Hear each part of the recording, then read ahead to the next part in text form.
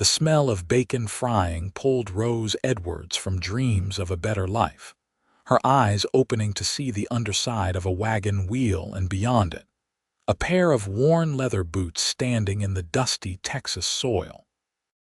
"Morning, miss," a deep voice said, and Rose scrambled backward, her heart hammering against her ribs until her back hit the wagon's wooden sideboard. She had been so exhausted the night before that she had simply crawled under the first wagon she found on the outskirts of Riverside, too tired to care about propriety or safety. Now, in the pale light of dawn, she realized what a foolish decision that had been. "I did not mean to startle you," the voice continued, and a man crouched down so she could see his face. He was young, probably no more than 25, with dark hair that fell across his forehead and eyes the color of strong coffee. His face was weathered from sun and wind, but his expression was kind. "I figured you might be hungry. I made extra." Rose's stomach growled loudly, betraying her. She had not eaten since yesterday morning, back when she still had a few coins in her pocket. Those were gone now, spent on the stagecoach fare that brought her to Riverside from San Antonio. She had arrived with nothing but the clothes on her back and a determination to start fresh, though her plan had not extended much beyond getting here. "I do not accept charity," she said, trying to sound dignified despite her disheveled appearance. Her dark blonde hair had come loose from its bun during the night, and she could feel twigs and dirt clinging to her gray traveling dress. The man smiled, and it transformed his face entirely. "Good thing I am not offering charity then. I am offering breakfast to someone who happens to be sleeping under my wagon." Rose felt heat flood her cheeks. "Your wagon? Oh, I am so sorry. I just arrived last night and I had nowhere to go, and I thought it was abandoned here at the edge of town, and easy now," he said, holding up one hand. "I am not angry. Name is Blake Brennan. I own a ranch about 5 miles north of here. Came into town last night to pick up supplies. Got too late to head back, so I camped here. When I woke up this morning and saw a pair of ladies' boots sticking out from under my wagon, I figured I had better make extra food." He straightened up and walked back to his campfire, where a cast iron skillet sat on a grate. Rose watched him for a moment, warring with herself. Her pride told her to refuse, to walk away with her head held high. Her empty stomach had other ideas. Slowly, she crawled out from under the wagon, brushing dirt from her dress as she stood. Blake was loading bacon and beans onto 2 tin plates. He gestured to a fallen log near the fire that he had apparently dragged over to serve as a seat. "Come on, food is getting cold." Rose sat, accepting the plate he handed her with a quiet thank you. The bacon was perfectly crispy, the beans savory and warm. She tried to eat slowly, to maintain some semblance of manners, but hunger won out and she found herself practically shoveling food into her mouth. "When did you last eat?" Blake asked, sitting on the ground across from her, his long legs stretched out in front of him. "Yesterday morning," Rose admitted between bites. "I spent most of my money on the stagecoach ticket. I thought I would find work right away when I got here, but everything was closed by the time I arrived." Blake nodded slowly, studying her with those dark eyes. "What kind of work you looking for? Anything respectable," Rose said firmly. "I can cook, clean, so keep accounts. I worked as a seamstress in San Antonio before." She trailed off, not wanting to explain the circumstances that had driven her to flee her former life. "Before," Blake prompted gently. Rose set down her fork, the food suddenly tasting like ash in her mouth. But something about this man's steady presence made her want to tell the truth. "Before my father died and left debts I could not pay. The man he owed money to suggested an alternative arrangement. I left that very night." Blake's jaw tightened. "You did the right thing." They sat in silence for a moment. the only sounds the crackling fire and the awakening town behind them. Riverside was coming to life, doors opening, voices calling out morning greetings. Rose could hear the blacksmith's hammer already ringing against his anvil. "I have a proposition for you," Blake said suddenly. Rose looked up sharply, her defenses rising. She had heard propositions before. Blake must have seen something in her expression because he held up both hands. Not that kind of proposition, a business arrangement. "I am listening," Rose said carefully. "My mother died 2 years ago," Blake began, his voice going soft. "Since then, it has just been me and my father running the ranch. But my father, he is getting older and his health is not what it was. We could use help. Someone to cook, keep the house, maybe help with the books since you said you can do that. Room and board plus wages, enough that you could save up, make your own way if you wanted to leave eventually." It sounded too good to be true, which immediately made Rose suspicious. "Why would you offer this to a complete stranger?" Blake met her eyes directly. "Because you were brave enough to run rather than compromise yourself. Because you are clearly down on your luck but still have pride. And because something in my gut tells me you are trustworthy. I have always had good instincts about people." Rose wanted to say yes immediately, but she forced herself to think it through. "Your father, he would be agreeable to this." "My father would be relieved," Blake said. "He has been after me to hire someone for months, but most of the women in Riverside are already spoken for or have their own families to care for. You would have your own room, your privacy respected. We work hard at the Brennan Ranch, but we are fair and honest. Can I think about it?" Rose asked, though she already knew her answer. "Where else did she have to go, of course," Blake said. "Though I am heading back to the ranch within the hour. If you want the job, you will need to decide by then." Rose looked down at her empty plate, at her dirty dress, at her worn boots. Then she looked at Blake Brennan, at his open, honest face, at the steady way he met her gaze. She thought about sleeping under wagons, about going hungry, about being alone and desperate in a town where she knew no one. "I do not need time to think," she said. "I accept your offer." Blake smiled that transforming smile again. "Good. Finish your coffee and we will get you settled in the wagon. It is a bit of a rough ride out to the ranch, but the road is decent enough." As Rose helped Blake clean up the breakfast dishes and pack up his camp, she felt something unfamiliar stirring in her chest. Hope, she realized.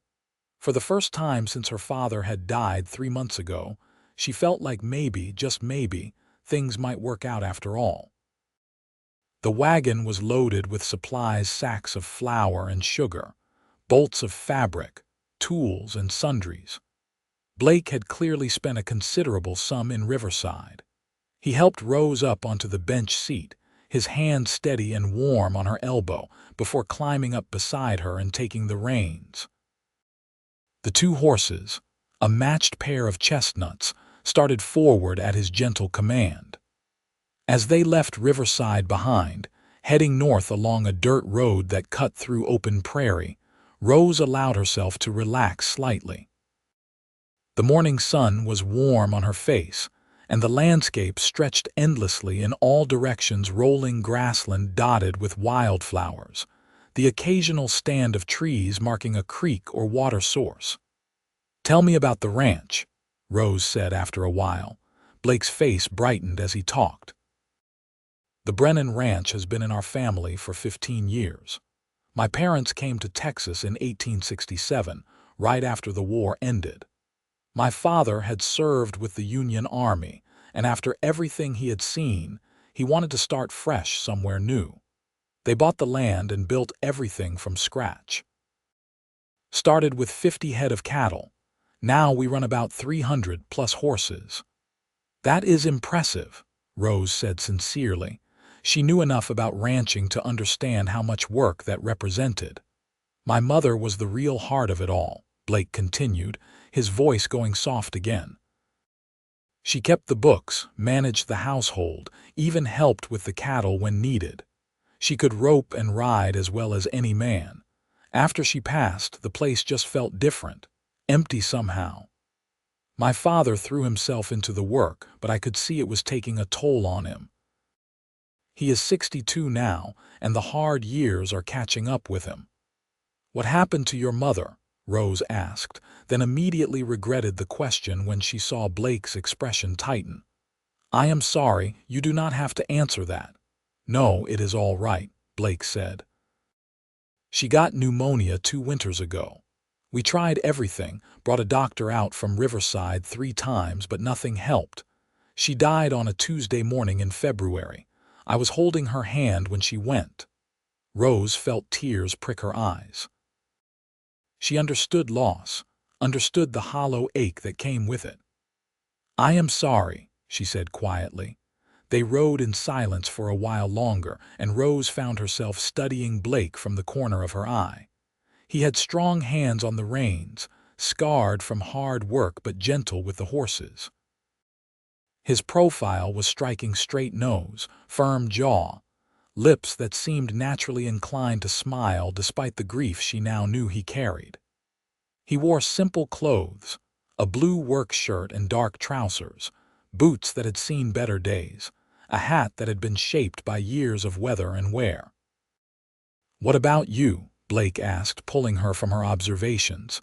"You said your father died. What about your mother?" "She passed when I was 12, Rose said. "Yellow fever. After that, it was just me and Papa. He was a clerk, worked for a shipping company in San Antonio. We never had much, but we were comfortable enough. Then he got sick last year, could not work anymore, and the medical bills ate through our savings. After he died, I discovered he had borrowed money from a man named Silas Crawford to try to keep us afloat." "The man who made the proposition," Blake said, his voice flat. "Yes. Mr. Crawford was quite clear about what he expected in exchange for forgiving the debt. I packed what I could carry and left that same night. I have been traveling for a week, trying to get far enough away that he would not think to look for me." Blake's hands tightened on the reins. "If he comes looking, he will find the Brennan Ranch is not welcoming to men like that." There was steel in his voice, a protectiveness that surprised Rose. They had only just met, yet here he was, already prepared to defend her. It was both comforting and unsettling. "Thank you," she said simply. The sun climbed higher as they traveled, and Rose found herself growing drowsy despite the jostling of the wagon. The night under the wagon had not been particularly restful, and the warm sun combined with a full stomach was making her eyelids heavy. "You can lean against me if you need to sleep," Blake offered. "Still got about an hour before we reach the ranch." Rose hesitated, but exhaustion won out. She shifted slightly closer to Blake, resting her head against his shoulder. He was solid and warm, and he smelled like wood smoke and leather and something indefinably masculine. Within minutes, she was asleep. She woke when the wagon lurched over a particularly rough patch of road.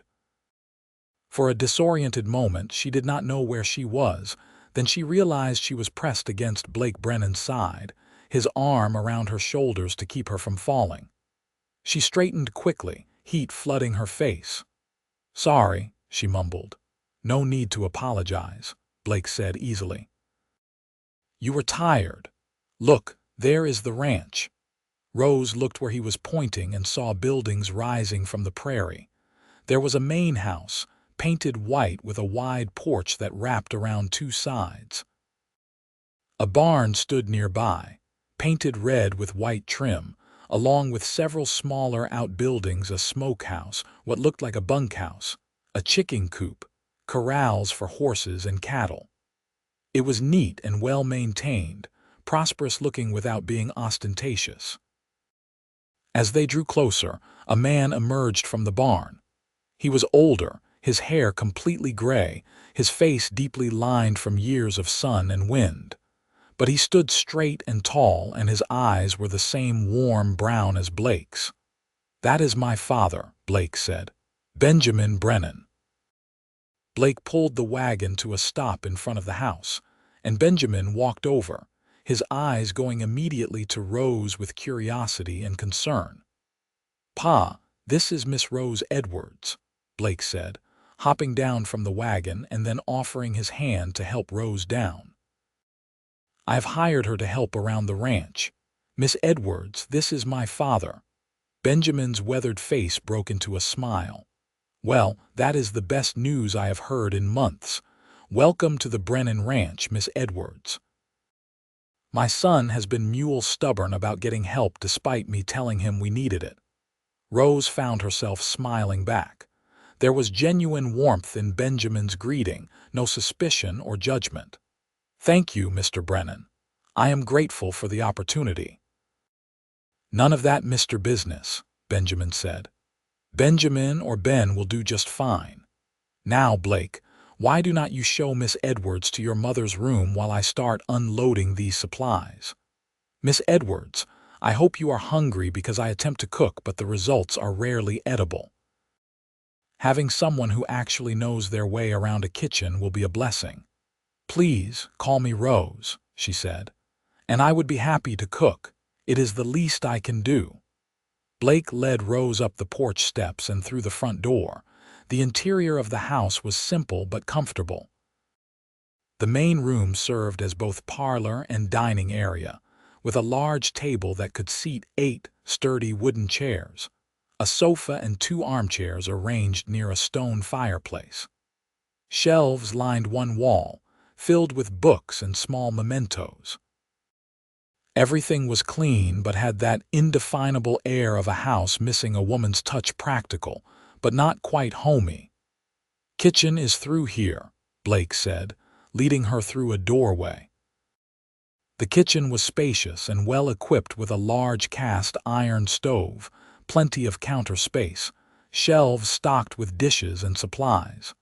Another doorway led to what appeared to be a pantry. "Your room is upstairs," Blake continued, and Rose followed him up a narrow staircase.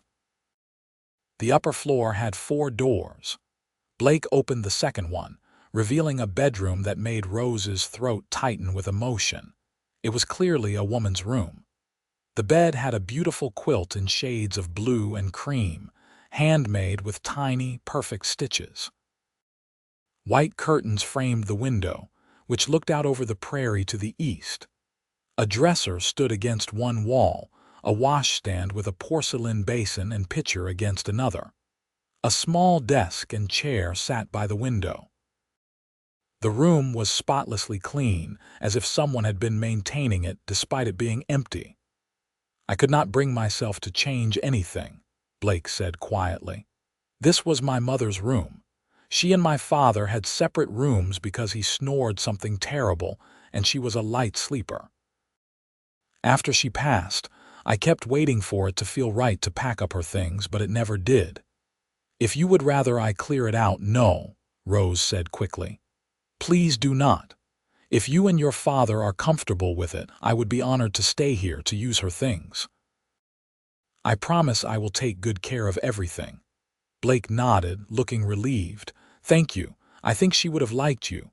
Ma always had a soft spot for people down on their luck. She would have done the same thing I did, offered you help." "What was her name?" Rose asked. "Margaret." "Everyone called her Maggie." Blake smiled, his eyes distant with memory. "She had red hair and green eyes, and she could not carry a tune to save her life, but she sang all the time anyway. She made this whole place feel alive." Rose could hear the love and loss in his voice, and she understood then that this was not just a job offer. Blake and his father were not just hiring help, they were trying to fill a hole in their lives, trying to bring some of that lost warmth back into their home. "I will do my best," she said. Blake met her eyes, and something passed between them, an understanding that went beyond words. "I know you will. I will let you get settled. There is a pump out back for water, and you will find linens in the chest at the foot of the bed. Supper is usually around 6, but considering your cooking will actually be fit to eat, we might start eating earlier." After Blake left, Rose sat on the edge of the bed, running her hand over the beautiful quilt. Everything had happened so fast. Just this morning, she had been sleeping under a wagon, hungry and alone and terrified of what her future held. Now she had a roof over her head, the promise of regular meals and wages, and two men who seemed genuinely glad to have her here. It felt too good to be true, and that scared her. In Rose's experience, things that seemed too good to be true usually were. But she was here now, and she had made a commitment. The best thing she could do was work hard, prove her worth, and hope that this time things really would work out. She stood and went to the window, looking out over the ranch. She could see Blake and Benjamin unloading the wagon together, their movements practiced and coordinated. Beyond them, the prairie stretched endlessly, grass rippling like waves in the wind. It was beautiful in a stark, honest way that called to something deep in Rose's heart. Maybe, she thought, maybe this could be home. Rose spent the rest of that first day settling in and taking stock of the house. She unpacked her few belongings, 2 other dresses, both as worn as the one she wore, a nightgown, an extra pair of stockings, her mother's wedding ring that she wore on a chain around her neck, and a small leather-bound book of poetry that had been her father's. It was pitiful, really, seeing the sum total of her worldly possessions laid out on Margaret Brennan's beautiful quilt, but dwelling on what she did not have would do no good. Instead, Rose changed into her other dress, which was slightly less dirty, and went downstairs to properly explore the kitchen and pantry. She found them well stocked with basics: flour, cornmeal, dried beans, salt pork, coffee, sugar, canned goods. There were onions and potatoes in the root cellar, eggs from the chickens, and when she checked the smokehouse, she found it contained several good hams and sides of bacon. With these supplies, she could make decent meals. She set about preparing supper, finding comfort in the familiar tasks. She made cornbread and put beans to soak for tomorrow, fried ham and potatoes, opened a jar of preserved peaches for dessert. As she worked, she hummed softly, the same tune her mother used to sing. Benjamin came in just as she was setting the table. He stopped in the doorway, his face registering surprise and something that looked like pain. "I am sorry," Rose said immediately. "Did I overstep? I just thought—" "No," Benjamin said quickly. "You just startled me is all, seeing the table set, smelling real cooking, hearing singing. For a moment I forgot." He cleared his throat roughly. "You have done a fine job. Thank you." Blake came in a few minutes later, having cleaned up at the pump outside.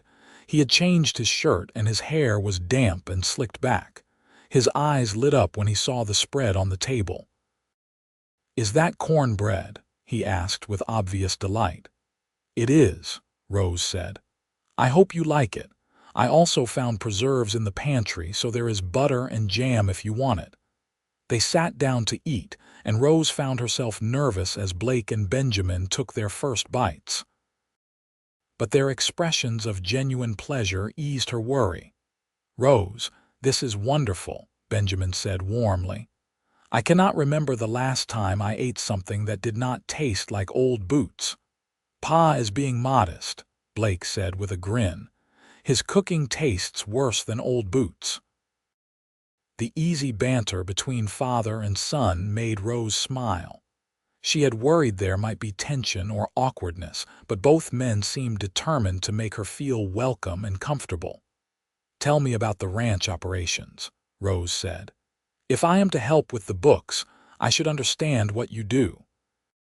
Benjamin and Blake took turns explaining. They rang cattle primarily, selling steers every fall to buyers who drove them north.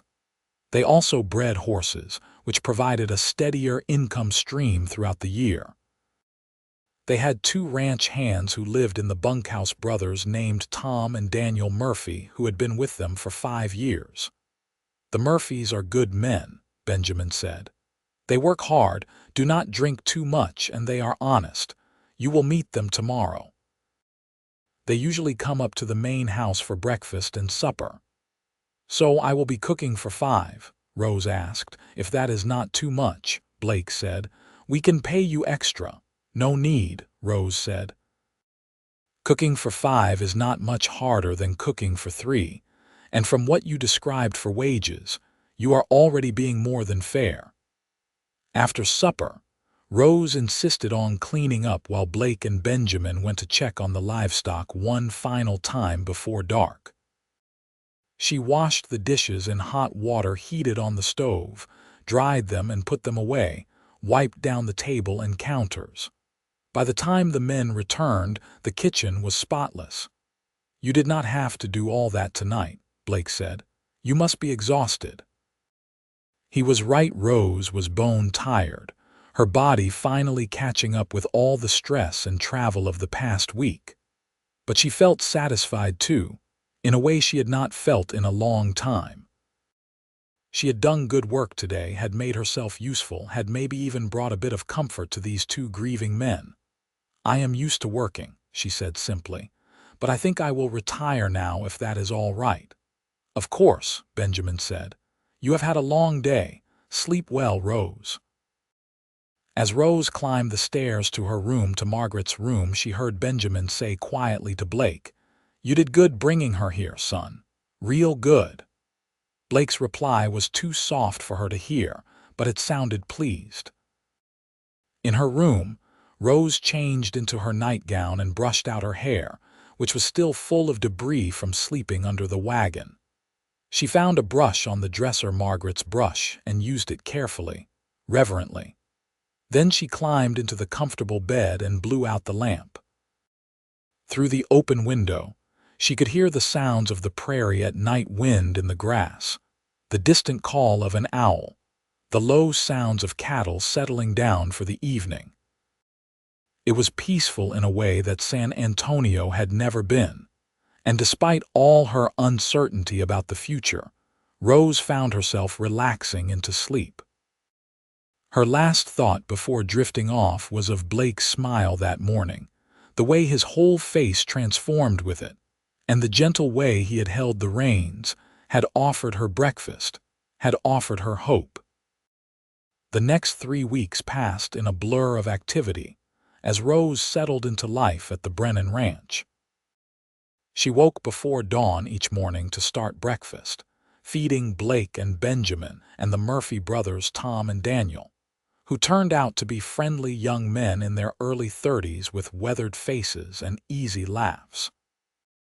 After breakfast, while the men went out to work with the cattle and horses, Rose cleaned the house, did laundry, tended the kitchen garden she had discovered behind the house, and prepared supper. In the afternoons, Benjamin started teaching her the ranch accounts.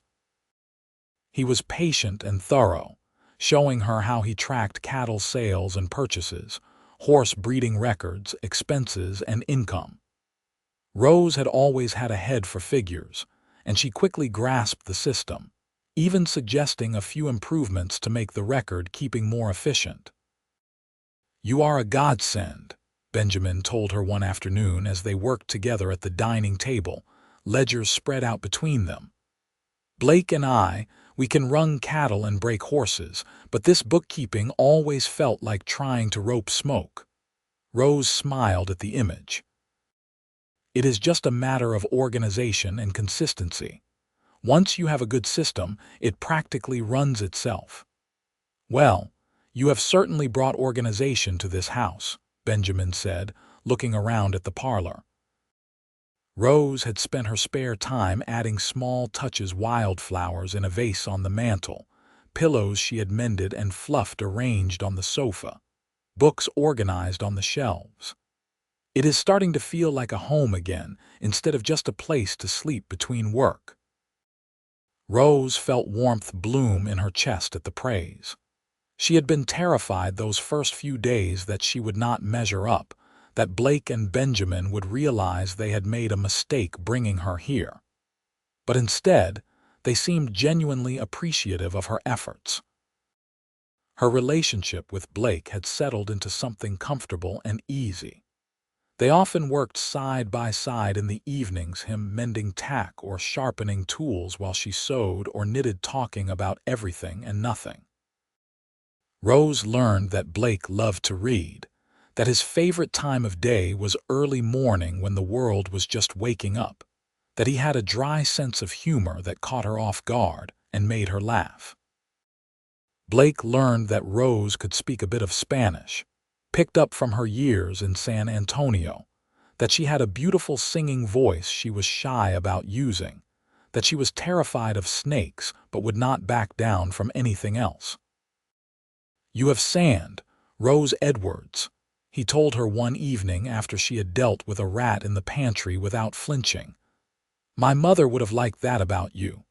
The comparison to Margaret made Rose's heart clench. She had found a photograph of Blake's mother in the parlor, a formal portrait showing a handsome woman with kind eyes and an amused tilt to her mouth. Rose sometimes found herself looking at that photograph, wondering what Margaret had been like, hoping she was living up to the other woman's standards. One Saturday evening in her 4th week at the ranch, Benjamin announced he was riding into Riverside the next morning for church services. "You are welcome to come along, Rose," he said. "I know Blake is not much for church going these days, but I still like to attend when I can. It would be good for folks in town to meet you proper like." Rose hesitated. Part of her wanted to go, to see Riverside in daylight, to meet the townspeople. But another part of her was nervous. What if someone had heard of her? What if word had somehow reached Riverside about the debt she owed, about Silas Crawford? "I do not have a dress suitable for church," she said finally, which was true even if it was not her main concern. "We can fix that," Blake said. "Ma had several dresses upstairs. She was about your size. I am sure one of them would fit." "Oh, I could not," Rose said immediately. "That would not be appropriate." "Why not?" Benjamin asked gently. "They are just sitting there gathering dust." Maggie would want them to be used, not wasting away in a trunk. She was always practical about such things. Blake nodded. "Pa is right. Come on, I will show you." Before Rose could protest further, Blake was heading upstairs and she found herself following. He led her to his father's room, the master bedroom, and opened a large trunk at the foot of the bed. Inside were several dresses, carefully folded and packed with lavender to keep them fresh. Blake pulled out a dress in a soft green cotton, simple but well made, with a modest neckline and long sleeves. "Ma wore this to church in the summer. I think it would suit you." He held it up against Rose, and she could see in the mirror across the room that it would indeed fit well. The color brought out the green flecks in her hazel eyes. "Try it on," Blake encouraged. "If it fits and you like it, it is yours." "Blake, I cannot just take your mother's clothes," Rose said, but her resistance was weakening. The dress was beautiful, far nicer than anything she owned. "You are not taking them. I am giving them to you," Blake said firmly.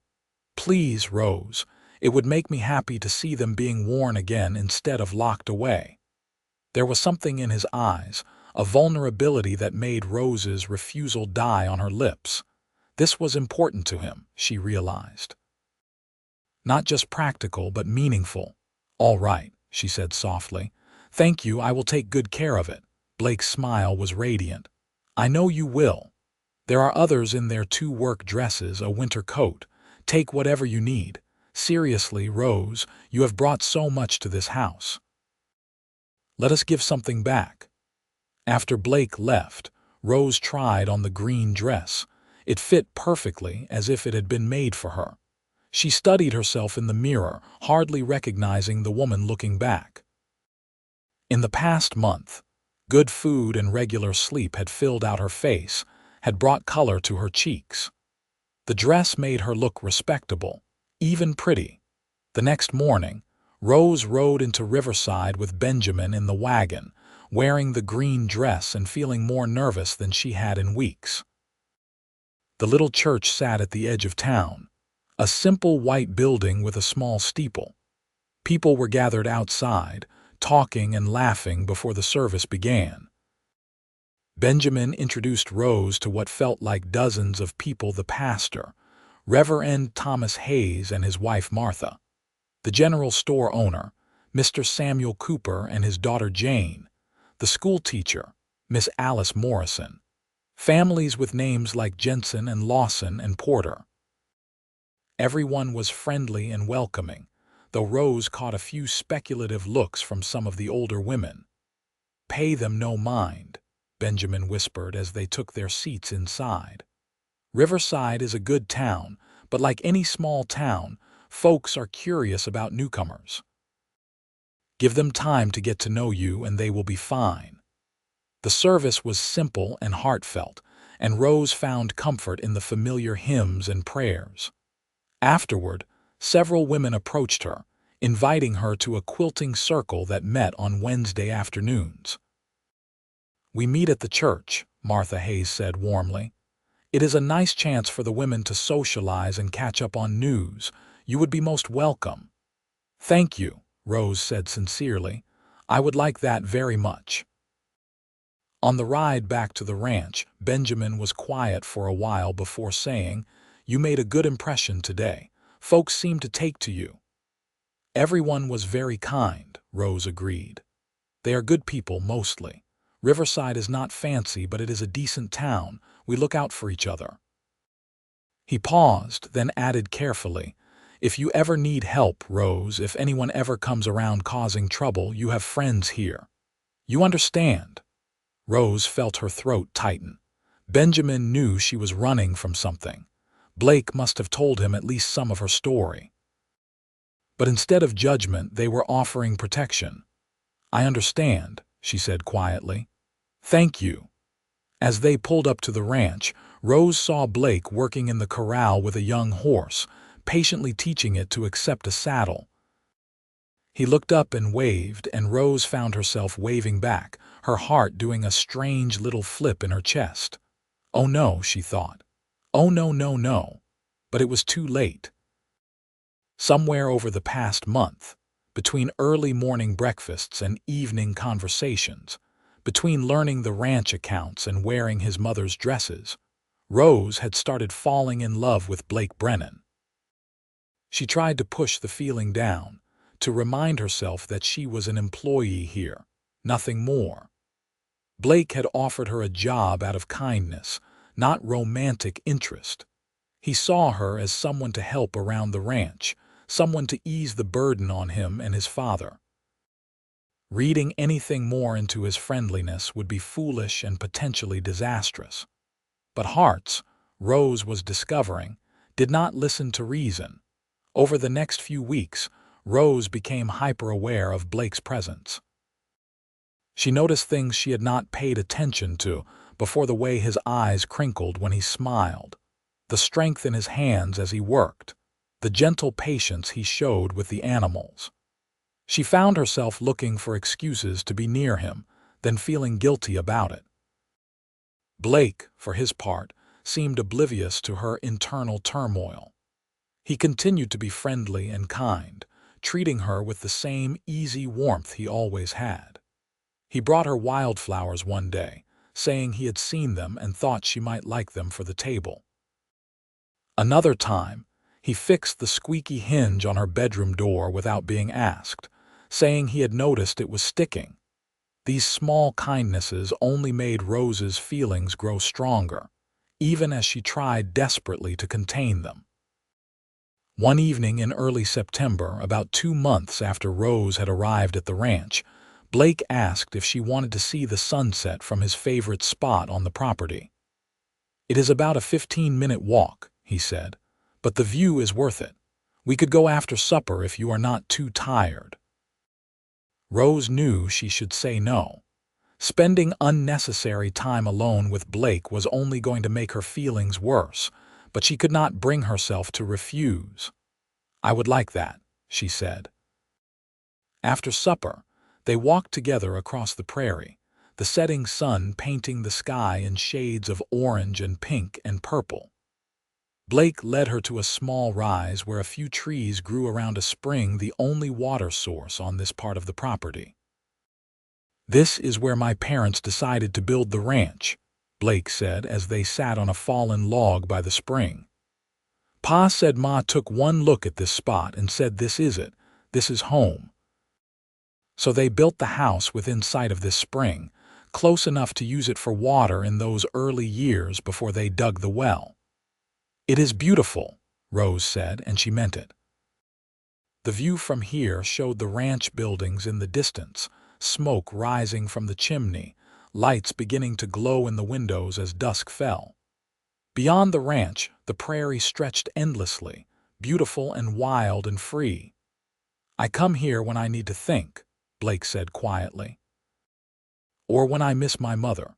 Sometimes I swear I can feel her here, like some part of her stayed behind in this place she loved so much." Rose did not know what to say to that, so she said nothing, just sat beside him in comfortable silence as the sun sank lower. "Can I ask you something?" Blake said after a while, "Of course. Do you ever regret coming here, wonder if you made the right choice?" Rose turned to look at him, surprised. "No, never. Blake, you and your father have been so kind to me. You gave me a home when I had nowhere to go. I will never regret that." "Good," Blake said, and something in his voice made Rose's heart skip. "Because I have been thinking about the ranch and the future and what I want my life to look like." He turned to face her fully, and Rose found herself holding her breath. "Rose, you have become so important to this place. To my father and me. The ranch feels alive again in a way it has not since Ma died. You have brought warmth and comfort and joy back into our lives. I cannot imagine being here without you now." "Blake," Rose said, her voice barely a whisper. "Let me finish," he said gently. "I know we have not known each other long, just 2 months. But sometimes you just know, when something is right, when someone is right." Rose's heart was pounding so hard she was sure Blake must be able to hear it. "I care about you, Rose," Blake continued. "Not as an employee or a housekeeper, but as a woman. As someone I have come to admire and respect, and if I am being honest, someone I have come to love." "You love me," Rose managed to get out. Blake smiled, that beautiful, transforming smile. "I do. I think I started falling for you that first morning when you were too proud to accept charity but too hungry to refuse breakfast. When you crawled out from under my wagon with dirt in your hair and fire in your eyes. I know it is fast, and I know you might not feel the same way, but I had to tell you. I could not keep it to myself any longer." Rose felt tears streaming down her face, though she had not realized she was crying. "Blake, I do feel the same way. I have been trying not to, trying to remind myself that I am just an employee here, that I should not presume, but I love you too. I think I have loved you almost from the beginning." The joy on Blake's face was incandescent. He reached out and cupped her face in his hands, his thumbs gently wiping away her tears. "Rose Edwards, will you marry me? Will you stay here not as an employee but as my wife, as a true partner in this ranch and in my life? I know it is soon, and if you need time to think about it, I understand. But I wanted you to know my intentions, to know that when I look at you, I see my future."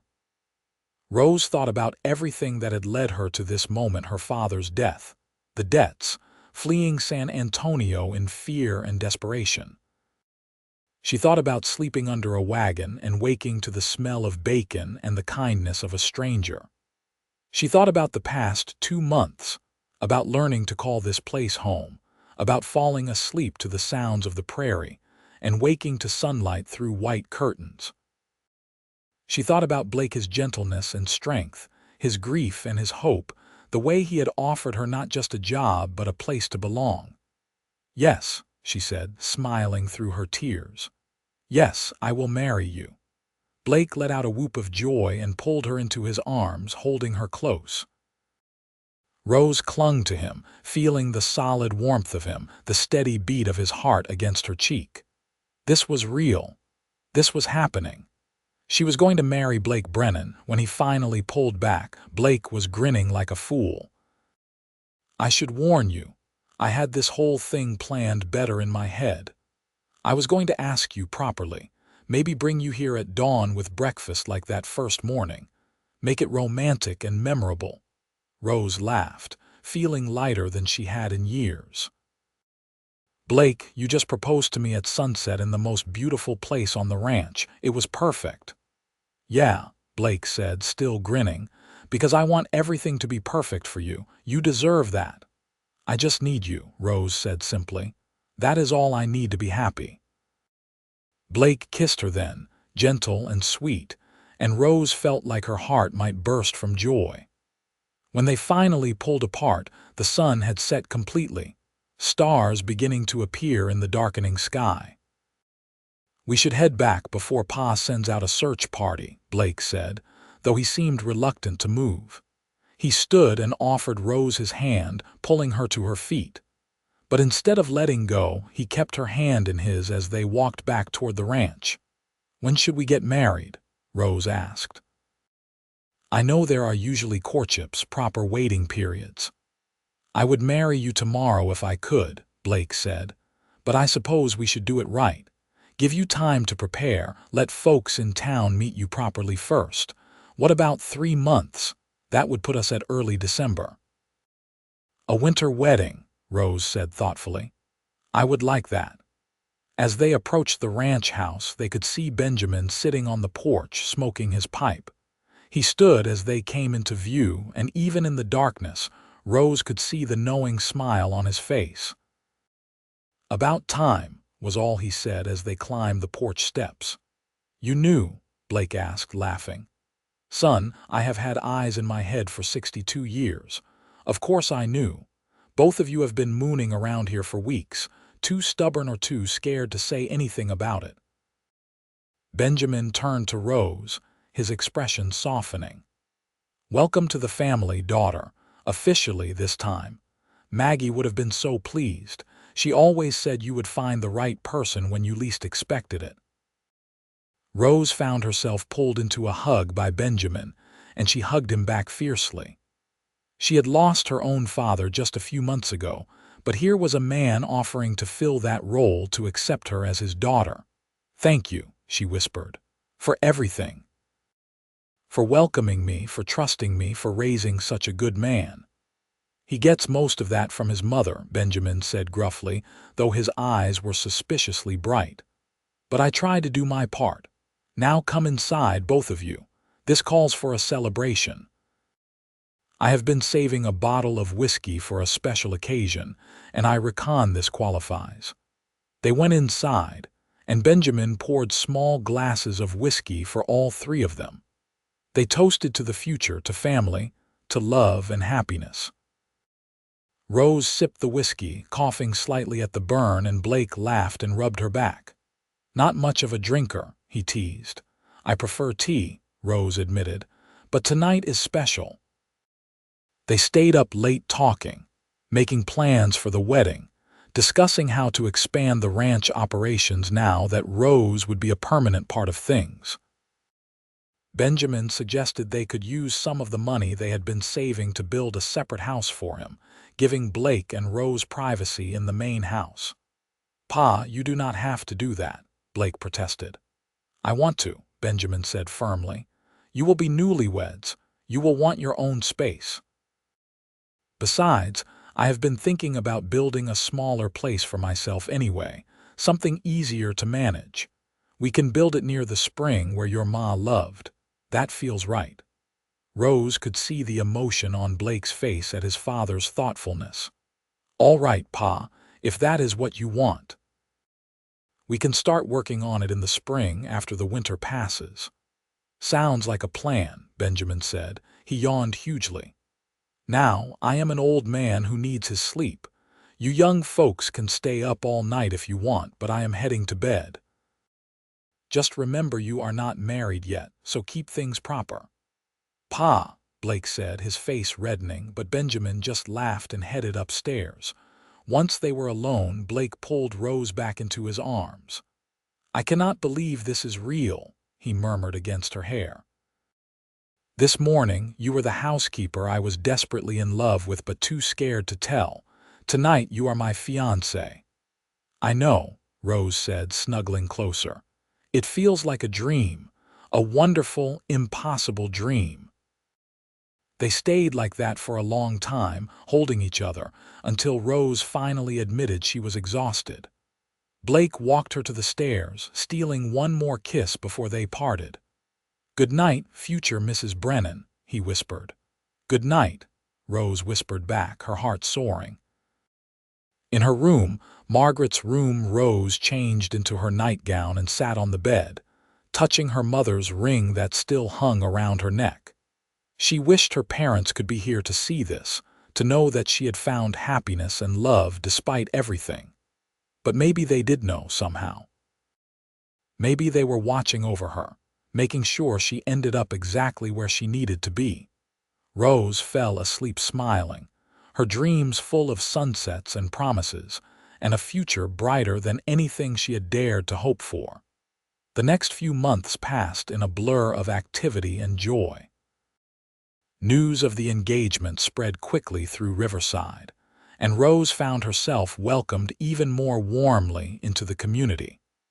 The women at the quilting circle insisted on making her a wedding quilt, and several offered to help with preparations for the ceremony. Rose and Blake worked together to plan their wedding.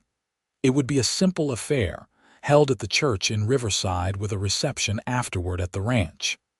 They invited the whole town, as was customary, knowing that most would come to celebrate with them. During the day, Rose continued her work at the ranch while also preparing for married life. Benjamin's wife, Martha Hayes, helped her understand what would be expected of her as a rancher's wife, teaching her things about ranch management that went beyond what she had already learned. "You are a partner," Martha explained as they worked together on Rose's wedding dress, another of Margaret's gowns that they were altering. "Not just a wife, but a true partner in the business. Benjamin will respect your opinions, your ideas. Never forget that your voice matters just as much as his." Rose absorbed this advice gratefully. She had grown up in a world where women's roles were clearly defined and limited, but here on the frontier, things were different. Women had to be strong, capable, willing to work side by side with their men to build a life from nothing. Blake continued to court her properly despite their engagement. He brought her small gifts, a hair comb he had bought in Riverside, wildflowers he picked on the range, a book of poetry he thought she would enjoy. They took walks together in the evenings when the work was done, talking about their hopes and dreams for the future.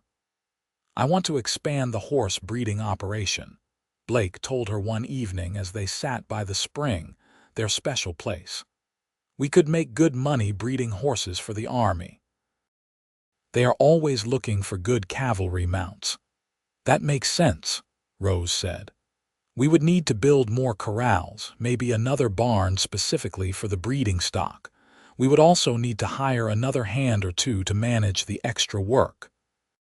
"You are already thinking like a rancher," Blake said with obvious pride.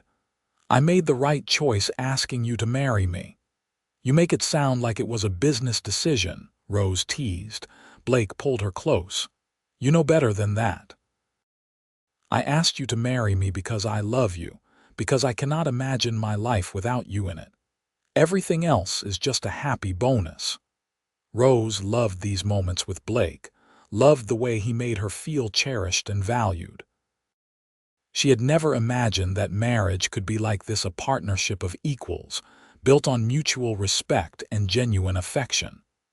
Her father and mother had loved each other, but her mother had always been clearly subordinate, her opinions and wishes secondary to her father's.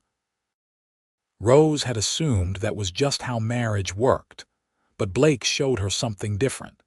He asked for her opinion on ranch matters and genuinely listened to her responses. He consulted her about purchases and plans, treating her input as valuable. He made it clear that once they were married, the ranch would be as much hers as his. "You are spoiling me," Rose told him one night, "setting my expectations impossibly high for what a husband should be." Blake grinned. "Good. You deserve to be spoiled. You deserve to be cherished and respected and loved. I plan to spend the rest of my life making sure you know that." As December approached, preparations for the wedding intensified. The wedding quilt was finished, a beautiful pattern in shades of blue and cream that matched the quilt on Rose's bed. Rose's dress was ready, simple but elegant in cream-colored silk with pearl buttons down the back. She had a veil that had belonged to Margaret, which Benjamin had insisted she wear. "Something borrowed," he said gruffly when he presented it to her. "Maggie wore this when she married me back in 1860. It would mean a lot if you wore it too." Rose accepted it with tears in her eyes, carefully touching the delicate lace. The gesture felt like a blessing, like Margaret's approval from beyond the grave. The night before the wedding, Rose lay awake in bed, too excited and nervous to sleep. Tomorrow she would become Mrs. Blake Brennan. Tomorrow her new life would truly begin. She thought back to that morning nearly 4 months ago, when she had woken under a wagon to the smell of bacon and the kindness of a stranger. If someone had told her then that she would end up here engaged to that stranger, beloved and welcomed, with a home and family and a future full of promise, she would never have believed it. But here she was. And tomorrow, she would marry the man she loved. Rose finally drifted off to sleep as the sky was beginning to lighten with the approaching dawn, her dreams full of happiness and hope. The wedding day dawned clear and cold, the December air crisp and clean. Rose woke early despite her late night, too excited to sleep any longer. She bathed and dressed carefully with help from Martha Hayes and Jane Cooper, who had come out to the ranch to assist her. "You look beautiful," Jane said as she fastened the pearl buttons down the back of Rose's dress.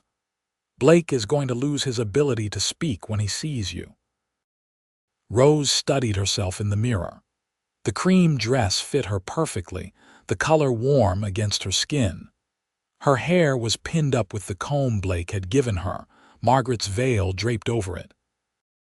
She wore her mother's ring on a chain around her neck, a connection to her past even as she stepped into her future. "I am ready," she said softly. The ride into Riverside seemed to take forever. Rose sat in the back of the wagon with Martha and Jane while Benjamin drove, the December wind cold on her face despite the blanket wrapped around her shoulders.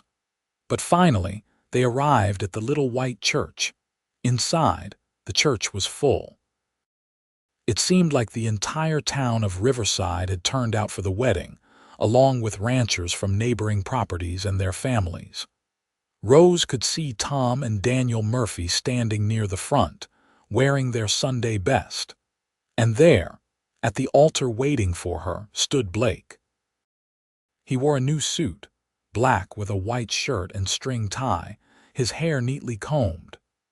When he saw Rose enter the church, his face lit up with such joy and love that Rose felt tears prick her eyes. Jane had been right, Blake looked absolutely awestruck. Benjamin walked Rose down the aisle, his arm steady under her hand. When they reached the front, he kissed her cheek and placed her hand in Blake's before taking his seat. Reverend Hayes conducted the ceremony with warmth and sincerity. Rose and Blake spoke their vows clearly, their voices strong despite the emotion both felt. When Blake slipped the simple gold band onto Rose's finger, his mother's wedding ring, which Benjamin had given to him for this purpose, Rose felt overwhelmed by the significance of the moment. She was joining this family not just legally but spiritually, becoming part of their history and their future. "I now pronounce you man and wife," Reverend Hayes said with a broad smile. "Blake, you may kiss your bride." Blake cupped Rose's face in his hands, just as he had that evening by the spring when he had proposed and kissed her thoroughly. The congregation erupted in applause and cheers. "I love you, Mrs. Brennan," Blake whispered against her lips. "I love you too," Rose whispered back. They walked back down the aisle together as husband and wife, both grinning so widely their faces hurt. Outside the church, well-wishers surrounded them with congratulations and good wishes. Then everyone made their way out to the ranch for the reception. The main house had been transformed. Tables had been set up in the large parlor and spilling out onto the porch, laden with food that the women of Riverside had prepared. Someone had brought a fiddle, and soon music filled the air. There was dancing and laughter, stories and toasts. Benjamin gave a speech that had everyone alternating between laughter and tears, talking about how Rose had brought light back into their lives, how proud he was to call her his daughter, how he knew Maggie was looking down and smiling. As the sun set, Blake led Rose out onto the porch where they could have a moment of relative privacy. "How are you holding up?" he asked, his arm around her waist. "I am wonderful," Rose said honestly. "This day has been perfect. Though I admit I will be glad when everyone goes home and it is just us." Blake pulled her closer, his eyes dark with promise. "Me too. But we should get back inside for a little longer. It is our party after all." They stayed with their guests for another hour before people began to drift away, heading back to town or their own ranches. Benjamin announced he would be staying in town at the boarding house for the night, giving the newlyweds their privacy. "You already have tomorrow planned?" Rose asked him, surprised and touched. "Of course," Benjamin said with a wink. "I am not so old I do not remember what it is like to be young and newly married. You two enjoy your first night together. I will see you the day after tomorrow." After everyone had left, Rose and Blake stood together in the quiet house, suddenly shy with each other despite months of easy companionship. "Your room or mine?" Blake asked with a slight smile. "Ours," Rose corrected. "We should move your things into the main bedroom. That is the master bedroom. That is where we belong." Together, they moved Blake's belongings from his smaller room into the larger master bedroom that had been his father's. Rose had already moved her things in earlier that week, and now they arranged Blake's clothes in the dresser and wardrobe, making space for both of them. It was such a simple, domestic task, but it felt profound to Rose. They were building a life together, literally creating their shared space. When everything was arranged to their satisfaction, Blake pulled Rose into his arms. "Are you nervous?" he asked gently. "A little," Rose admitted. "But mostly I am just happy. I trust you, Blake." "I will be gentle," Blake promised. "We will take this at whatever pace you need." Blake was true to his word, patient and tender as he introduced Rose to the physical side of marriage. Afterward, as they lay tangled together in the large bed, Rose felt a deep sense of peace and rightness. "I love you," she murmured, half asleep against Blake's chest. "I love you too," Blake replied, pressing a kiss to her forehead. "Thank you for taking a chance on a cowboy who woke you under a wagon." Rose smiled in the darkness. "Best decision I ever made." The months following the wedding were filled with hard work and deep contentment. Winter settled over the ranch, bringing cold winds and occasional snow, but the house was warm and comfortable.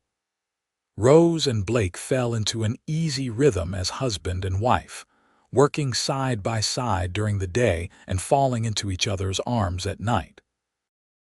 Benjamin moved back from the boarding house in town after giving them a week alone, and the three of them settled into a new family dynamic. Rose cooked and kept house, managed the accounts, and even started helping with some of the ranch work when extra hands were needed.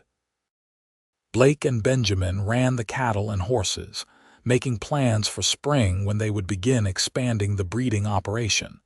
In February, Rose realized she was pregnant. She told Blake one evening after supper, nervous about his reaction. They had not specifically discussed children, though she had assumed they both wanted them eventually. Blake's face when she told him was pure joy. "A baby, Rose, really? Really?" she confirmed, laughing at his excitement. "The baby should come in late September or early October if my calculations are right." Blake pulled her into his arms, holding her as if she was made of precious glass. "I am going to be a father," he said wonderingly. "We are going to be parents." Benjamin was equally thrilled when they told him, immediately insisting that they start on his new house right away so it would be finished before the baby came. "You will need the space," he said practically, "and I want my own place anyway." A grandfather should have somewhere to spoil his grandchildren when their parents are being too strict.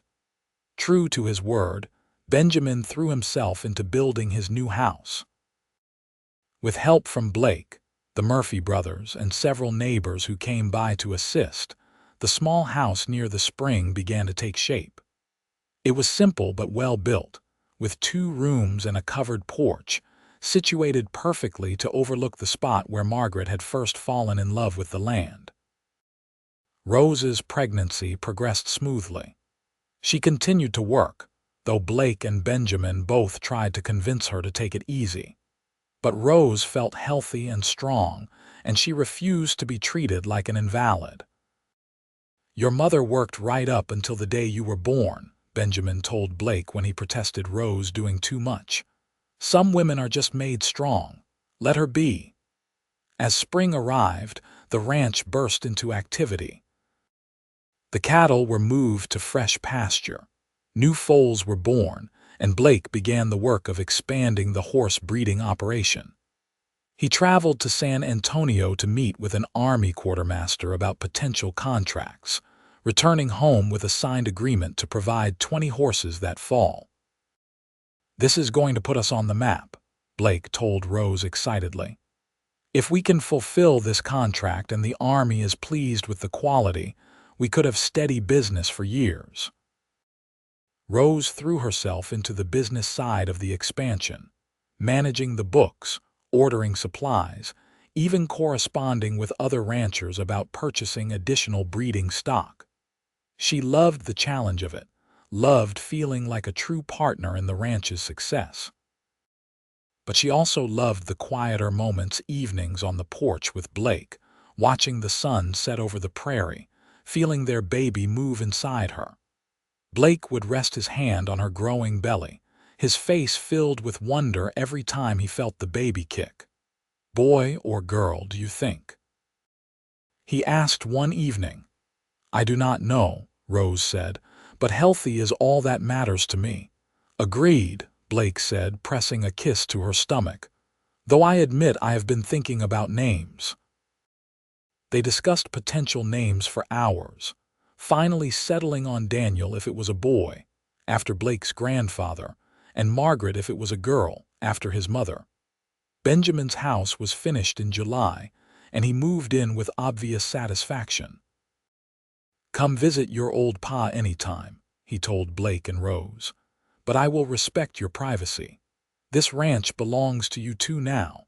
I am just here to help when needed and spoil my grandchildren." August arrived hot and dry, and Rose found herself struggling with the heat and her advanced pregnancy. Blake insisted she rest during the hottest part of the day, and she finally agreed, spending afternoons in the coolest part of the house with her feet up, working on tiny clothes and blankets for the baby. On a September evening, just as the weather was finally beginning to cool, Rose felt the first pains of labor. Blake immediately rode for the doctor in Riverside while Benjamin stayed with Rose, helping her through the early contractions. Dr. James Armstrong arrived within 2 hours, and Blake returned shortly after, his face pale with worry. "How is she?" he demanded, barging into the bedroom where Rose was laboring. "I am fine," Rose managed to say between contractions. "Stop looking like you are about to faint." Me, faint. Never, Blake said, though he did look rather green. Out, Dr. Armstrong said firmly. You can come back when the baby is here. Your father will keep you company. The labor lasted through the night and into the next morning. Blake paced the parlor, wearing a path in the floor while Benjamin sat calmly in his chair, occasionally offering words of comfort or reminiscing about when Blake was born. Finally, at just past dawn, a baby's cry rang through the house. Blake shot to his feet, his heart in his throat.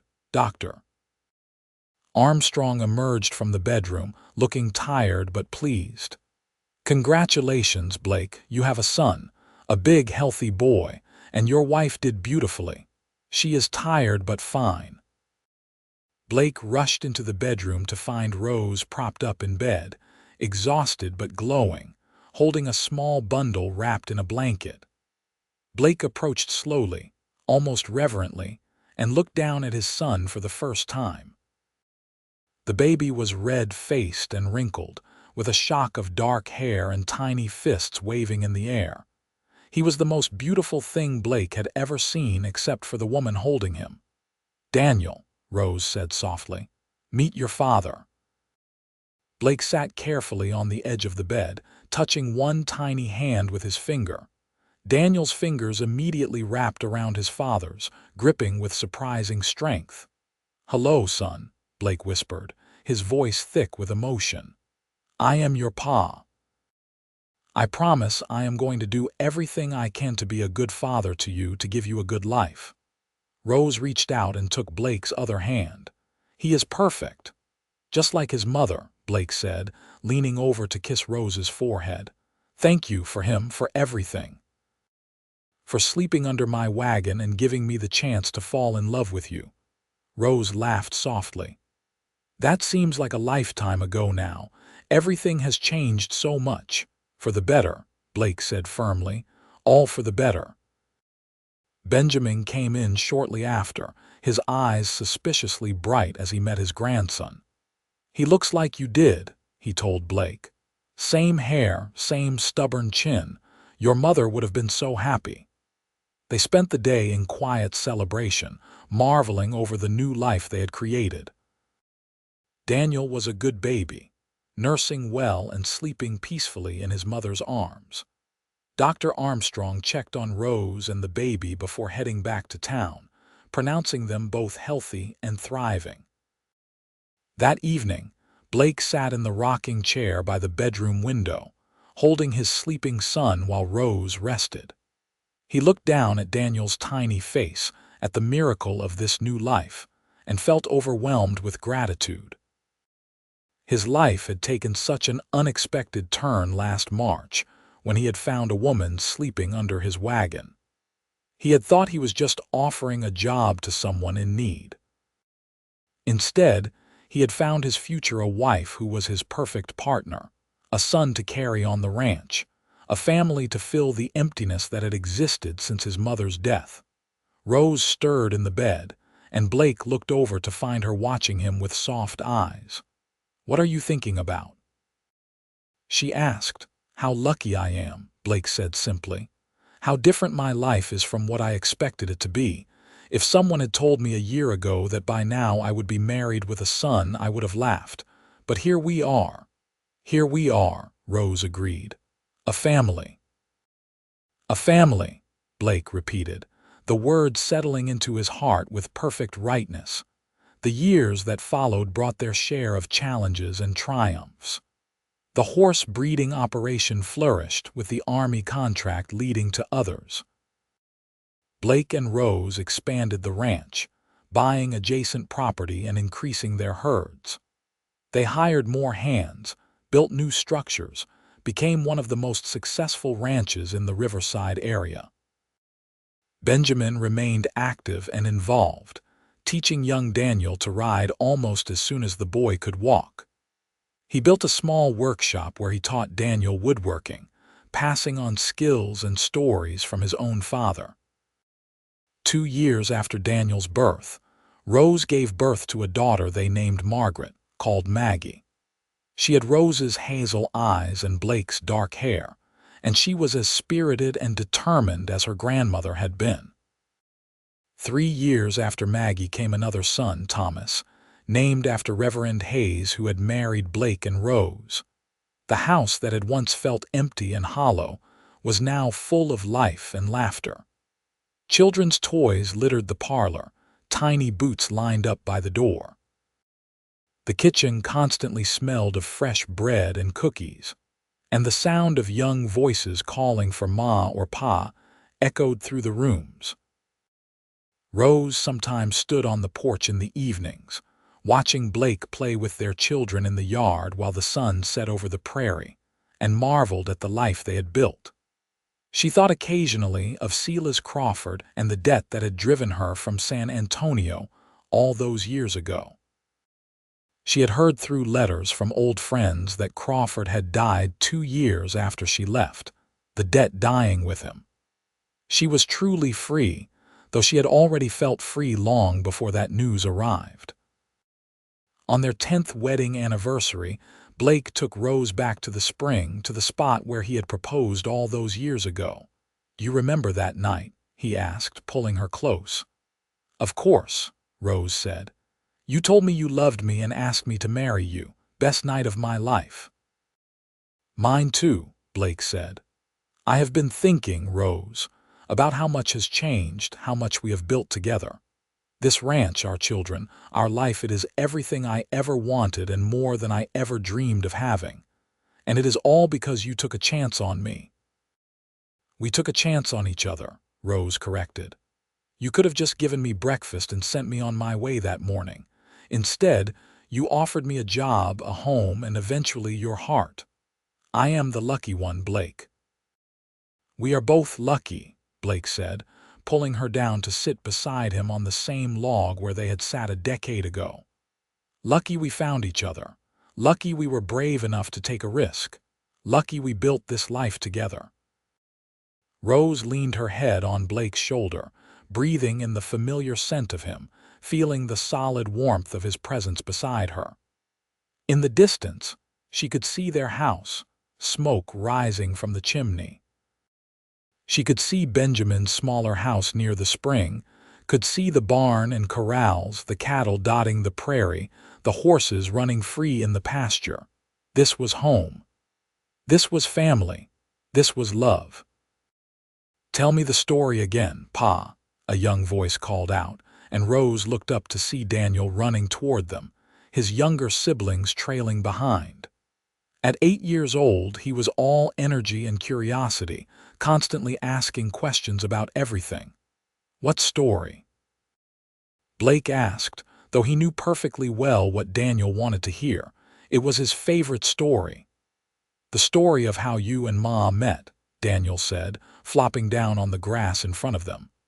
Maggie and Thomas settled beside him, their young faces eager. Blake looked at Rose, and they shared a smile full of shared memories and inside jokes.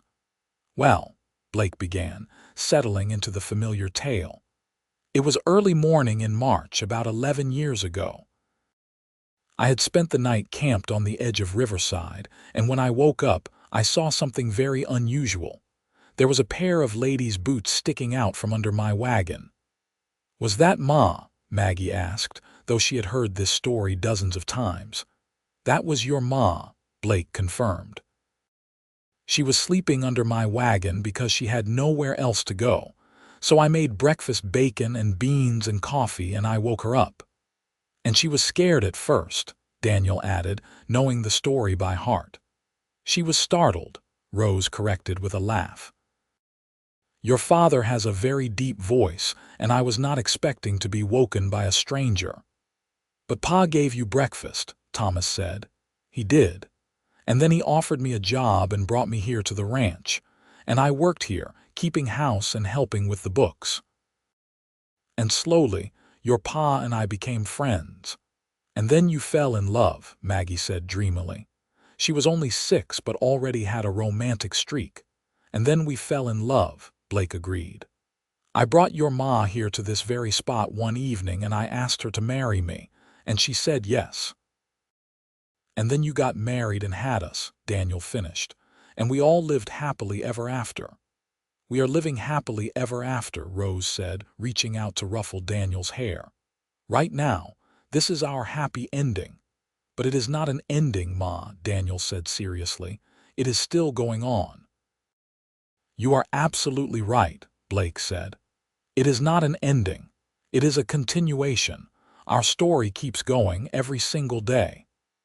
As the sun set over the prairie, painting the sky in brilliant shades of orange and pink, the Brennan family sat together by the spring.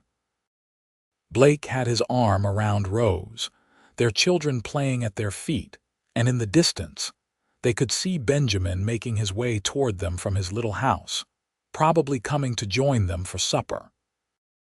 This was Rose's life now, so different from anything she could have imagined when she had arrived in Riverside alone and desperate. She had found not just a home, but a place where she truly belonged. She had found not just a husband, but a partner who cherished and respected her. She had found not just work, but purpose and meaning. And it had all started with a cowboy who had woken her under a wagon with breakfast and, eventually, a proposal. As they walked back to the house together, the whole family, Rose took Blake's hand and squeezed it gently. He looked down at her and smiled that smile that still made her heart skip after all these years. "I love you," he said softly. "I love you too," Rose replied. "Today and always." The Brennan ranch continued to thrive and grow over the years. Daniel grew into a capable young man who learned every aspect of ranching from his father and grandfather. He eventually married a schoolteacher from Riverside named Emma Foster, bringing new energy and intelligence into the family. They had 4 children of their own, ensuring the Brennan legacy would continue for generations. Maggie grew up to be as independent and spirited as her namesake grandmother, learning to rope and ride as well as any man. She married a neighboring rancher's son, and together they ran their own successful operation just 10 miles from the Brennan Ranch, close enough for regular family gatherings. Thomas showed an aptitude for business and numbers, and he eventually took over the management of the ranch's finances, freeing Blake to focus on the land and livestock he loved. Thomas married late in his 30s to a widow with 2 children of her own, and they added 2 more to the blended family. Benjamin lived to the age of 81, long enough to meet his great-grandchildren and to see the ranch grow beyond anything he and Maggie had dreamed of when they first came to Texas, all those decades ago. He passed peacefully in his sleep one spring morning, and they buried him near the spring he had loved, next to a marker for Margaret that Blake had placed there years before. Blake and Rose grew old together, their love deepening with each passing year. They weathered droughts and harsh winters, market downturns and personal losses, always together, always supporting each other. The ranch they had built together became legendary in Texas, not just for its success, but for the family that ran it with integrity and honor. On their 50th wedding anniversary, their children and grandchildren threw them a huge celebration. The whole town of Riverside turned out, along with ranchers from across the region. Blake and Rose stood together on their porch, surveying the crowd of people who had come to honor them, feeling overwhelmed with gratitude. 50 years, Rose said wonderingly. "Has it really been that long? Feels like both forever and no time at all," Blake replied, his arm around her waist. They were both in their 70s now, their hair gray, their faces lined with age. But when Blake looked at Rose, he still saw the young woman who had crawled out from under his wagon with dirt in her hair and fire in her eyes. "You have any regrets?" Rose asked. It was a question she had never asked before, but on this milestone anniversary she found herself curious. Blake turned to face her fully, taking both her hands in his. "Not a single one. Every choice I made, every path I took, led me to you and to this life we have built together. How could I regret any of that? I feel the same way, Rose said softly. Even the hard parts, the losses we have endured, they were all part of the journey that brought us here, to this moment, to this family. Their oldest grandson, Daniel's son Benjamin, called for everyone's attention.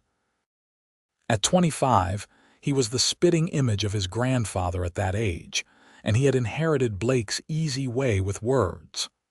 "I want to propose a toast," Benjamin said, raising his glass. "To my grandparents, Blake and Rose Brennan. 50 years ago, they took a chance on love.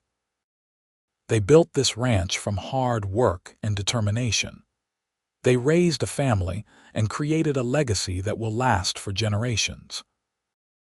But more than that, they showed all of us what real love looks like, the kind that weathers every storm, the kind that grows stronger with time, the kind that builds something lasting and meaningful. To Grandpa Blake and Grandma Rose, may we all be so lucky in love as you have been." "To Blake and Rose," the crowd echoed, raising their glasses.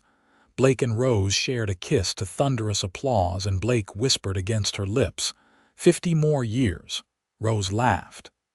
"I think that might be ambitious, but however much time we have left, I want to spend it with you."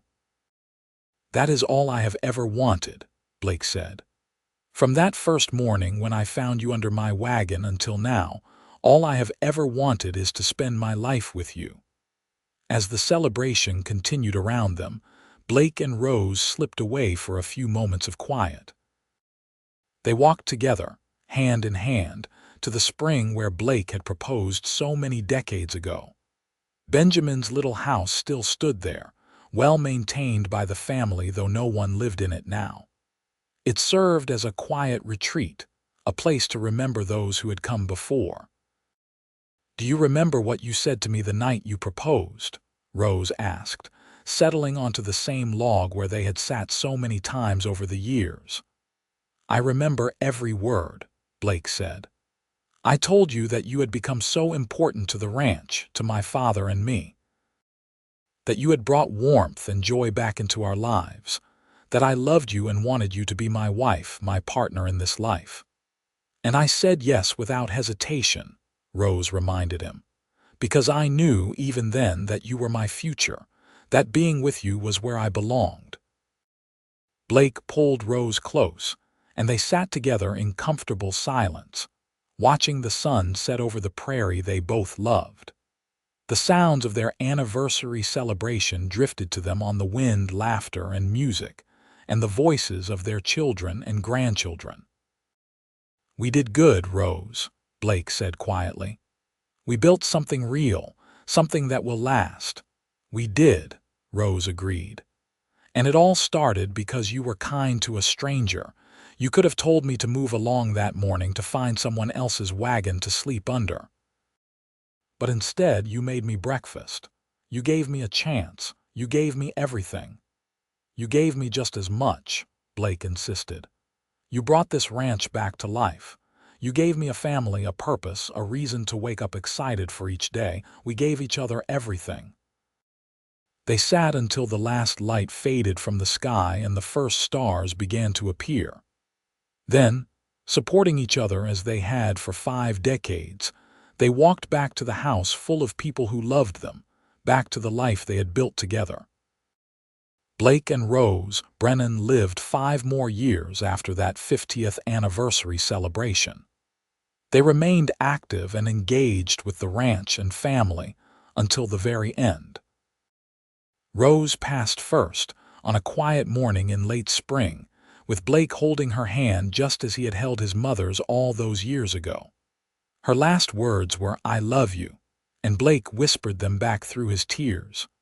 Blake followed his beloved wife 6 months later, on a cold December morning.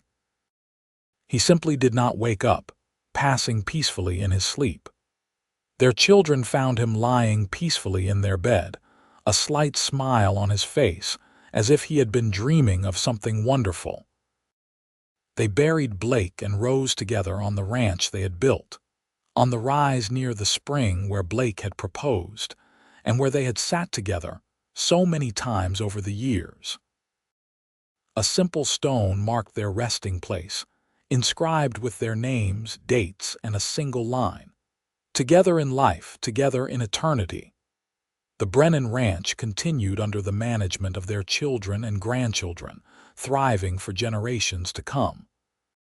The story of how Blake and Rose met the cowboy who woke a sleeping woman under a wagon with breakfast, and eventually, a proposal became family legend, told and retold to each new generation as an example of kindness, courage, and the unexpected ways love can find you when you least expect it.